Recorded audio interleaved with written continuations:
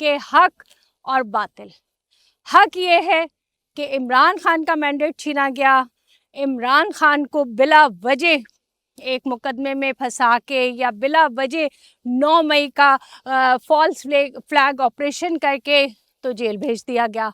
اور باطل کیا ہے کہ فارم 47 جو کہ حکومت میں آئے ہوئے ہیں. اور اگر ہم حق کی بات کریں تو یہ بات ہوتی ہے کہ وہ سب لوگ جانتے ہیں کہ اصل حقیقت کیا ہے. عمران خان کتنے بیمار ہیں, ان کو کس طرح سے حبس بیجا میں رکھا گیا ہے, کس طرح سے ان کو جو ہے وہ آئسولیشن میں اور اس قید میں رکھا گیا ہے جس میں کہ کسی دہشت گرد کو رکھا جاتا ہے یا کسی ایسے کو رکھا جاتا ہے جس سے پاکستان کی سیکیورٹی کا مسئلہ ہو یا کوئی ایسی چیز ہو.